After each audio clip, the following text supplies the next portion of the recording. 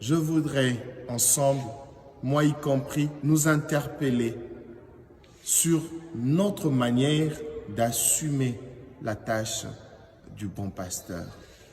Le bon pasteur aujourd'hui, ce n'est pas que Jésus.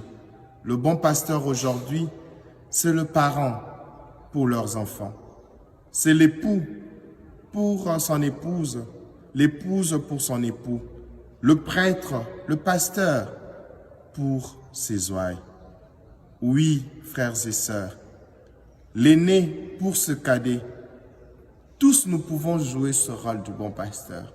Jésus nous a donné l'exemple, nous devons le suivre. Il m'arrive deux fois de me rendre dans certaines familles où quand vous entrez, papa est en difficulté de vous présenter tous ses enfants en ordre établi, en commençant par l'aîné jusqu'au cadet. Et généralement, ce sont toujours les mamans qui le font. Nous avons des papas qui ne connaissent même plus les dates de naissance de leurs enfants et qui de fois s'embrouillent sur leur nom et ils ignorent même leur niveau de classe, même à l'université, parce qu'ils pensent qu'être bon pasteur, c'est donner de l'argent aux enfants, c'est le nourrir, c'est leur donner de voyages en Europe, c'est leur acheter des voitures. Non. Jésus dit, je donne ma vie pour mes brebis. Chers parents, beaucoup de vos enfants souffrent de votre absence. Beaucoup de vos enfants souffrent de votre inattention. Ils ont besoin de vous, pas de ce que vous avez.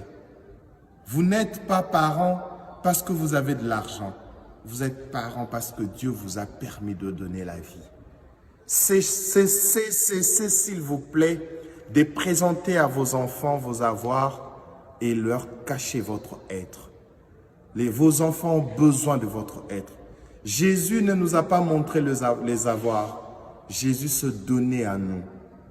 En os, en chair, il a donné son sang comme boisson, sa chair comme nourriture. Et je crois que c'est l'exemple que tout parent doit suivre.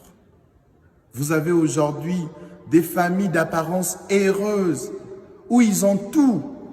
Il y a tout, l'argent, le pouvoir. Mais quand vous rencontrez les membres de cette famille, il y a une tristesse au fond du cœur parce que l'amour n'existe pas. Parce que les enfants n'ont personne à qui parler, personne avec qui aborder les problèmes qui les tourmentent. Et l'Église a pris maintenant la place de certains parents. Nous sommes prêtres. Qu'est-ce que nous n'écoutons pas? Parce que beaucoup des parents sont absents. Et je veux parler aussi aux conjoints, époux, épouses. Quand vous êtes époux d'une femme, de votre épouse, ne le soyez pas simplement en accomplissant vos tâches comme mari, en donnant de l'argent. Il y a deux choses qui ne s'achètent pas. Cher mari, chère femme, soyez le bon berger de votre mari, de votre femme. Et nous prêtres, nous qui chaque jour prêchons la parole de Dieu, nous ne sommes pas de loups pour nos fidèles. Arrêtons d'utiliser les fidèles pour nos propres besoins, pour nos propres désirs. Dieu nous a établis comme prêtres pour que nous prêchions la parole, pour que nous montrions le chemin et non pas pour que nous nous servions de nos fidèles pour assouvir notre faim. Que le Seigneur prenne en pitié tous ceux qui n'ont pas encore compris. Que le Seigneur nous pardonne et qu'il nous interpelle vivement pour que chacun revienne sur le bon chemin. Vous qui êtes autorité dans ce pays, autorité politique, administrative, militaire, vous avez une responsabilité. Vous êtes aussi des bons pasteurs. Sachez que chaque vie du Congolais qui se dilapide comme ça, Dieu vous en demandera compte. Vous êtes bons pasteurs pour que les gens cessent de mourir inutilement. Vous êtes là comme bons pasteurs pour que vous évitiez à ceux qui sont faibles d'être piétinés, écrasés. Vous êtes là pour garantir la vie à tout le monde. C'est pour cela que Dieu vous a donné cette parcelle d'autorité. Vous qui êtes chef militaire, ne prenez pas le plaisir à verser le sang. Le Seigneur attend de vous d'être un bon pasteur.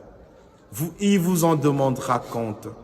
Vous qui gérez le pays sur le plan administratif, jusqu'à quand vous continuerez à multiplier de faux papiers? Jusqu'à quand les gens mourront de faim parce que vous mangez seuls l'argent du trésor public? Nous devons être tous de bons pasteurs. La souffrance continue parce que nous avons abandonné notre rôle du bon pasteur. Pour que notre pays se relève, chacun doit devenir le gardien de l'autre. Que le Seigneur bénisse la RDC, que le Seigneur bénisse notre Église, que le Seigneur vous bénisse. Amen.